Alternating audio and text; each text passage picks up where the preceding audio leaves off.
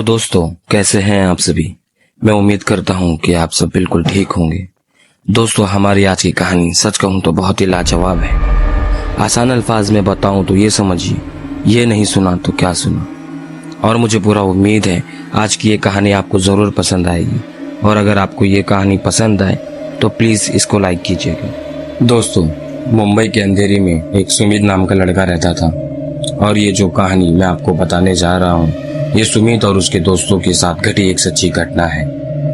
तो दरअसल बात उन दिनों की है जब सुमित और सुमित के दोस्त ने बोरीवली के संजय गांधी नेशनल पार्क में पार्टी करने का एक प्लान बनाया था। उस वक्त शाम के 4:30 बज रहे थे। उन्होंने ये डिसाइड किया था कि शाम के 5:30 बजे तक हम जाएंगे और शाम को 7 बजे तक का दोबारा रिटर्न आ जाएंगे। तो वो लोग ये सब सोच ही रहे थे, तभी सुमित के दोस्त, जिसका नाम विजय है, उसने बोला कि वहां पर तो भूत प्रेत का वास है, इसलिए हमारा वहां रात में जाना बिल्कुल ठीक नहीं होगा। ये सब सुन के सुमित के दोस्त रोहन ने कहा कि ये सब तो बकवास बातें हैं, ऐसे कुछ भी नहीं होता। मैं ये सब पे बिल्कुल यकीन नहीं करता। वैसे तो भूत प्रेत पर यकीन तो सुमित भी नहीं करता था, इसलिए रोहन और सुमित मिलकर विजय को वहां जाने के लिए राजी कर देते हैं। फिर सुमित और उसके दोस्तों ने खाने पीने की चीजें लिए और सब रेडी करके 5:30 बजे तक निकल गए। लेकिन वो लोग अंदर से बहुत डरे हुए थे, क्योंकि उस पार्क के बारे में उन्होंने बहुत सी भूत की कहानी सुनी हुई थी। लेकिन अंदर एक शिव जी का मंदिर भी था, जिसकी वजह से उनको अंदर से हौसला मिल रहा था। वो लोग सब रेडी होकर नेशनल पार्क में 5:30 बजे तक पहुंच जाते हैं। इसी बीच देखते ही देखते वो लोग संजय गांधी नेशनल पार्क के जंगल में बहुत ही अंदर चले जाते। वो लोग वहां पर बहुत मस्ती करते हैं, बातचीत करते करते खाना भी खाते हैं। वो लोग पार्टी में इतना खो जाते हैं कि उन्हें टाइम का अंदाजा भी नहीं लगता कि रात बहुत हो चुकी है। सुमित ने अपने फोन में टाइम देखा तो पता चलता है कि रात के 8:30 बज चुके हैं और पार्क के सारे दरवाजे भी बंद हो चुके हैं। सुमित ने अपने दोस्तों को बोला कि लेट बहुत हो चुका है, अभी हमें निकलना होगा, वरना बहुत देर हो जाएगी और दिक्कत भी हो जाएगी। तभी रोहन बोलता है, थोड़ी देर रुक जाते हैं कि ये पल दोबारा नहीं आएगा। लेकिन सुमित और विजय उसको समझाने लगते हैं कि यहाँ का माहौल रात के लिए ठीक नहीं है।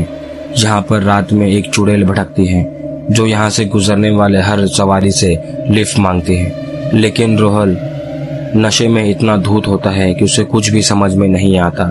जैसे तैसे सुमित और विजय ने उसको समझा कर जाने के लिए मनाते हैं। उतने में वो बोलने लगा कि तुम लोग यहाँ पर रुको, जरा मैं टॉयलेट होकर आता हूँ। सुमित ने बोला, रात बहुत हो चुकी है और अंधेरा भी बहुत हो चुका है, इसलिए ज्यादा दूर मत जाना। लेकिन 10 मिनट होने को आया, रोहन का कुछ भी पता नहीं था। सब लोग घबरा जाते हैं कि ये रोहन कहाँ गया। उसे ढूंढने के लिए सुमित और विजय दोनों जन जाते हैं, अलग अलग जगह पे उसे ढूंढते हैं। कड़ी 2 मिनट 5 मिनट की मेहनत के बाद उसे देखते हैं कि रोहन कहीं दूर जाके बेहोश पड़ा हुआ है। उसे जाते हैं, उसे उठाते हैं, उसके मुंह पे पानी वगैरह मारते हैं। जैसे तैसे वो अपने बेहोशी से उठता है तो उससे सुमित और विजय पूछने लगते हैं कि क्या हो गया रोहन तेरे साथ, तू बेहोश क्यों हो गया था, ऐसा क्या देख लिया तूने। तो रोहन उठते साथ बोलता है कि हमें जल्द से जल्द यहाँ से निकलना होगा, वरना वो हमें मार देगी। तो सुमित और विजय शौक में और डरते हुए कहते हैं कि कौन हमें मार देगी, कौन हमें मार देगी बताओ। तो विजय बोलता है कि वो चुड़ैल हमें मार देगी। वहाँ पर डर का माहौल छा जाता है। अचानक से थोड़ी ठंडी हवा चलने लगती है, मीठी सी सुगंध आने लगती है, मानो ऐसा कि कोई मोगरे का फूल लगाकर हमारे सामने से गुजरा। फिर हल्की सी धीमी सी पायल की आवाज़ सुनाई देने लगती है। फिर सब लोग वहाँ से डर के मारे भागने लगते हैं और भागते भागते एक बड़े से झाड़ के पीछे जाके छुप जाते हैं। और उन लोग आपस में बात करते हैं कि यह पायल की आवाज़ किसकी थी जो अभी हमने सुने।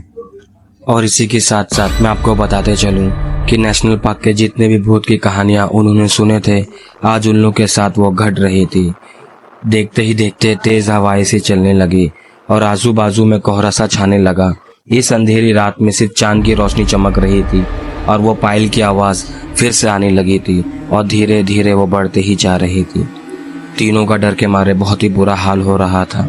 फिर उस कोहरे में एक औरत का दृश्य दिखता है जो लाल साड़ी पहने उसे दुल्हन की तरह रूप में दिखती है। उसे देखते ही लगता है कि मानो अभी शादी के मंडप से आई हो। उसे देखते ही तीनों का बहुत बुरा हाल हो जाता है। वो तीनों उसे देख के भागने लगते हैं। उतने में चुड़ैल पीछे से बोलती है कि मैं तुम्हें मार दूंगी। वो डर के मारे तीनों भागते रहते हैं। फिर थोड़ी देर जाते ही उन्हें नीचे एक बस्ती दिखती है। वो भागते हैं उस घर की तरफ। जाते हर घर का दरवाजा खटखटाते हैं, लेकिन कोई भी दरवाजा नहीं खोलता है। एक घर खटखटाने के बाद दूसरा दरवाजा खुलता है तो अंदर एक शंभू नाम का व्यक्ति रहता है। वो उसे अपने घर में पनाह शंभू को यहाँ के बारे में सब कुछ पता रहता है, क्योंकि शंभू यहाँ पे बहुत वक्त से रह रहा होता है। वो इन तीनों का शक्ल देख के पहले ही पता चल जाता है इसको कि यहाँ पे इसके साथ में क्या हो रहा होगा।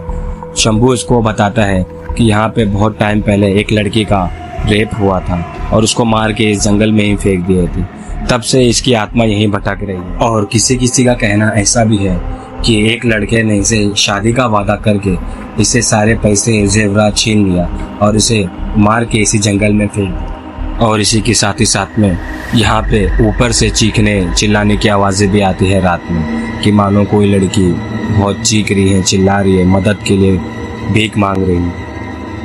और ये कहना मुश्किल भी है कि ये कहानी सच थी या झूठ, लेकिन वो रात जो सुमित और उसके दोस्तों के साथ में हुआ बहुत ही डरावना था।